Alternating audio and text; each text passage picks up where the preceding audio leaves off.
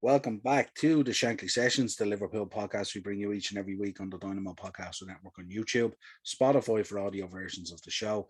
This is your Tottenham Hotspur versus Liverpool player ratings. 2-2 in the end. The points were shared. Really not the story of the game when you think about it. The refereeing was absolutely diabolical at times, and some of the decisions that the ref made really destroyed what could have been a huge spectacle. It was end-to-end stuff. It was pulsating. It was the kind of match that really football fans, if you're a neutral, really needed at this time where it's really, really difficult with so many games being postponed because of the COVID outbreak and stuff like that. But let's get into these ratings anyway. Alisson, I gave a 6 today. Made a real good save from Dele Alli, no doubt about it. Came for a corner and kind of flattered to deceive on it, but got away with it. But what was he thinking for that Son situation? I mean, flying out to a ball like that, just fly out and smother it. What are you trying to get clever for with your legs for, Cost us a goal, which ultimately cost us 2 points. But normally this guy is a stalwart for us. But today I gave him a 6. I just thought today he seemed a little bit shaky, not his normal strong self. Trent Alexander, I gave a 7. And Trent Alexander-Arnold, I gave him a 7. Some good efforts on goal. Very unlucky with that half volley that he hit that Lloris saved with his leg. But again, cut out defensively at times, but showed lots of quality on the ball. But I think his passing into the box again today, I think at times it was a little bit kind of hit and hope or something like that. It wasn't the purposeful one that he does normally, you know what I mean? But I think, you know, he's some good efforts and he set up Liverpool's second goal and stuff like that. But I just think for Trent, I think he's operating on a much bigger level. It's like nearly now he's at that level where if you give him a 7, it's kind of a bad day for him, really, that kind of way. So I think he struggled a bit today. His link up play with Salah isn't what it normally was. And I think that third pivot of that triangle with Jordan Henderson there was missing today, and you could see it was missing today. Joel Matip, Joel, I gave a 6 today. I think, he tried his best to shore up the defence today, but he seemed a little bit all over the place. I reckon he was missing Van Dijk big time. Konate, I gave a 6 to as well. I thought he kind of struggled today. He got pulled out of position a number of times very easily by them. Spurs had him kind of worked out a little bit. They were able to drag him here, there, and everywhere, but did get in a few good blocks, but not his best day, really. So gave him a 6. Robbo, I also gave a 6 as well, although he got a goal and and he got an assist as well. But I think that moment of madness there where we could have gone on to get the 3 points, where he had that kick, and I'm sure he was frustrated in the way he was being treated. They were targeting, and there's no doubt about it, that Kane tackle should have been a red card, and I'm sure that was playing on his mind as well and proper pissed him off. But I gave him a 6 today. I think at his level as well, I mean, he's a Scottish captain. He's an international. He's the first name on the sheet at Liverpool at times as well. I think you need to be a little bit more clever in that and not get dragged in at times. You know what I mean? But I did think it was harsh. He got the red and Kane didn't, and I'm sure he was very frustrated about it. And he would have been frustrated today at times in his own performance. James Milner, I gave a 7 to. Plugged the gaps defensively as much as he could, but I mean, with all his experience and stuff like that. But just, coming back off an injury, it was a lot to ask, really, But again, this is where we found ourselves with this COVID outbreak. So what can you do, Tyler Morton, I gave a 6 to. No, I'm gonna give the boy a 7 because he's 19. He was thrust into the middle of the midfield there to try and marshal that after we lost Hendo, Thiago, and Fabinho. You know what I mean? So to ask a 19-year-old to go in and do that, I'm giving him a 7 today. Don't care what anyone says. I thought he had a reasonable out, and I thought it was much more difficult for him. Obviously, when he got booked, it was going to be much, much harder for him then to operate in there, especially when you have to get stuck in and stuff like that. So, Tyler Morton, I'm giving a 7 to today. Naby Keita, I gave Naby a 6 today. I don't think he's seen a lot of the ball, and I think he literally got lost in the game, to be honest. I think today was a step too much for him again after being out injured and stuff like that. I think it was a step too far, but again, we have to call on these guys with no choice in terms of the COVID situation.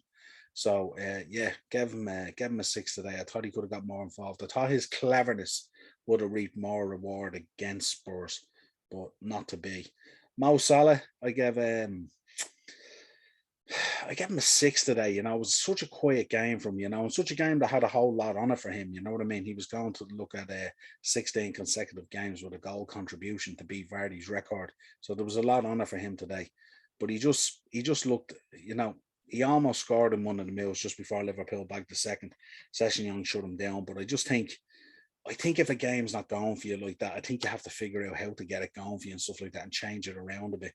And I think he was just comfortable staying out there at times.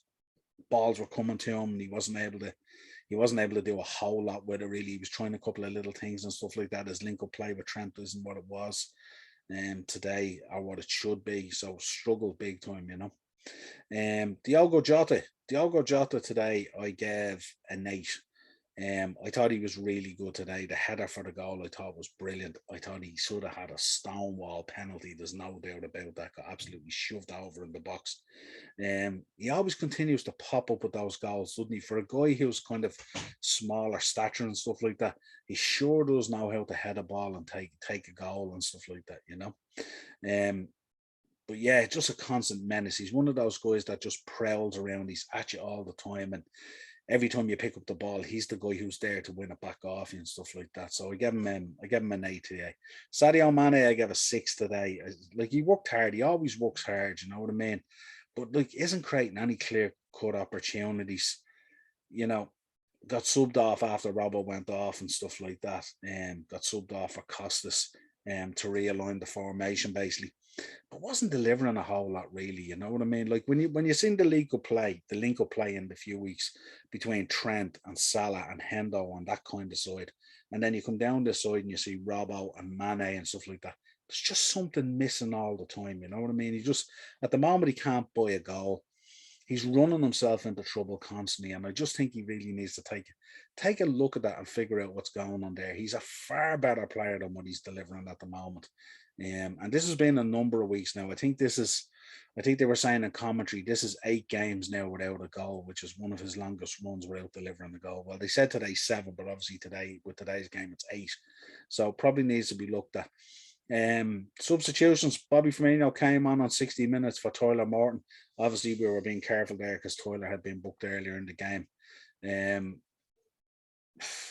He brought a little bit of control to the game and stuff like that. But then again, at times, we were still, flattering to deceive, So we gave Bobby a 6, It's a difficult one to rate Bobby as well. He's only coming back off that injury and stuff like that and all. But again, what did he do when he came on? Did he change up the game? What did he deliver? Because he was on from, if you look at Robbo sending off, I mean, he had a good 15 minutes nearly to put his mark on the game. Didn't really deliver on him.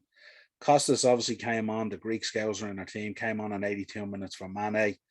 Made one good run, but could have crossed earlier, I think, on that one, but didn't. Give him a 6, but it's hard to mark these guys. You're coming on 82 minutes, not really going to give him a rating, but he didn't do much either way. And Joe Gomez, who doesn't get a rating at all, came on 90 minutes for Jota, which was really just to shore up the point, because we were at times in danger of actually losing even that point. So it was important that he came on. But this has been your player ratings for Tottenham Hotspur 2, Liverpool 2. Disappointing day at the office for the Reds. A lot for referees to look at and get their house in order. Let us know your ratings in the comments. Let us know what you thought. It is really a tough day. It was also disappointing as well, because obviously Chelsea had slipped up at Wolves earlier in the day with a draw. Obviously City had won their game, ran out winners against Newcastle, so it was imperative that we got the win. But we're still only 3 points off the top, so we still have an opportunity there to jump in there once we face City eventually, or maybe they might slip up, you know what I mean? But the way things are going at the moment, the way squads are being ravaged with this COVID Omicron variant breakout, City seem to be best placed now to win the title, depending on how long this goes on for or what the FA decides to do. Until next time, this is your Shankly Sessions, player ratings, Dynamo Podcast Network on YouTube, Spotify for audio versions of the show, and we will talk to you again this week.